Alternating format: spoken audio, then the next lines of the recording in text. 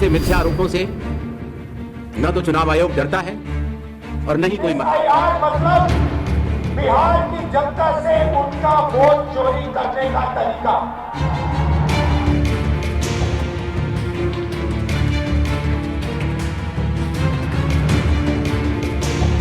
कांग्रेस और तमाम विपक्षी दलों की तरफ से चुनाव आयोग पर पिछले कई दिनों से गंभीर आरोप लगाए जा रहे हैं, जिसको लेकर राहुल गांधी की तरफ से बीते दिनों एक प्रेजेंटेशन भी दी गई थी, जिसके बाद जमकर बवाल देखने को मिला था।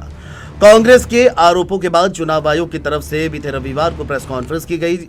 इसमें आयोग ने अपना पक्ष रखा था और विपक्षी दलों को चेतावनी दी थी कि उनके कंधे पर बंदूक रखकर राजनीति न करें।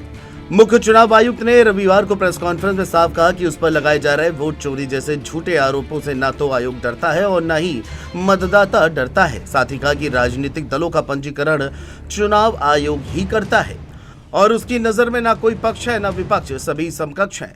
हमारे लिए सभी बराबर हैं। अगर आपको लगता है कि कुछ गड़बड़ी है तो सबूत दें, हम भी उसमें सुधार करेंगे। केवल बात करने से कुछ नहीं होगा। मतदाताओं द्वारा दोहरे मतदान के आरोप लगाए गए, सबूत मांगने पर जवाब नहीं मिला। ऐसे मिथ्या आरोपों से न तो चुनाव आयोग डरता है और न ही कोई मतदाता। जब चुनाव आयोग के कंधे पर बंदूक रखकर भारत के मतदाताओं को निशाना बनाकर राजनीति की जा रही हो, तो आज चुनाव आयोग सबको स्पष्ट करना चाहता है कि चुनाव आयोग निडरता के साथ सभी गरीब, अमीर, बुजुर्ग, महिला, युवा सहित सभी वर्गों और सभी धर्मों के मतदाताओं के साथ बिना किसी भेदभाव के चट्टान की तरह खड़ा था, खड़ा है और खड़ा रहेगा। जय हिंद, जय भारत। वहीं चुनाव आयुक्त ने कांग्रेस समेत तमाम राजनीतिक दलों को सीधी चेतावनी दी थी कि गड़बड़ियों को लेकर सबूत देना होगा और 1 हफ्ते के भीतर हलफनामा भी दाखिल करना होगा। इस प्रेस कॉन्फ्रेंस से पहले सुप्रीम कोर्ट ने चुनाव आयोग को बिहार एसआईआर के तहत काटे गए 65 लाख लोगों के नाम सार्वजनिक करने का आदेश दिया था। वहीं लोकसभा में नेता प्रतिपक्ष राहुल गांधी ने वोट चोरी के उनके दावों को लेकर उनसे शपथ पत्र की ताजा मांग को लेकर चुनाव आयोग पर जवाबी हमला बोलते हुए कहा कि वह किसी तरह की धमकियों से डरने वाली नहीं है। इसके साथ ही कांग्रेस नेता राहुल गांधी ने चुनाव आयुक्तों को कानूनी कार्रवाई के कवच से बचाने के लिए 2023 में लाए गए कानून पर सवाल उठाते हुए आरोप लगाया कि बीजेपी की मदद कर रहे चुनाव आयुक्तों को बचाने के लिए ये कदम उठाया गया है।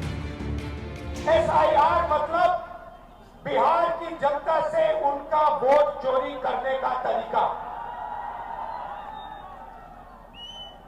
पहले छुप के करते थे, अब खुलेआम सबके सामने।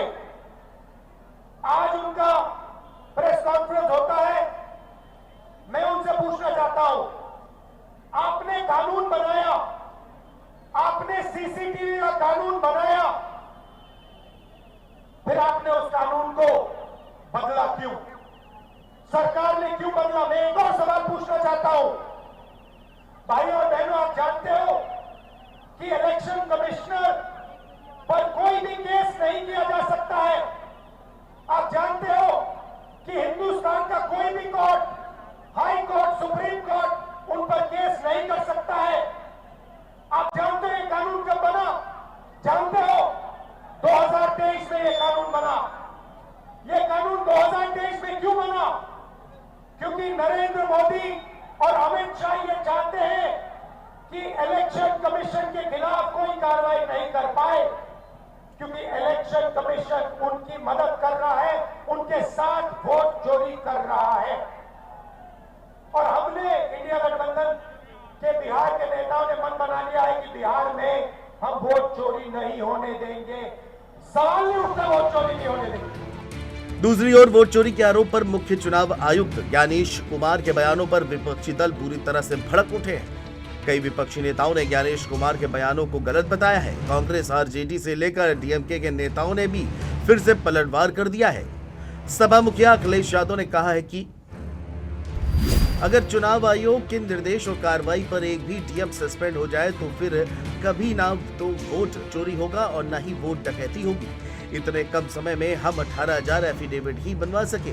समय अगर और होता तो शायद एफिडेविट बनवा सकते, लेकिन 18,000 एफिडेविट मिलने के बाद भी कार्रवाई नहीं होगी तो कौन भरोसा करेगा इलेक्शन कमीशन पर।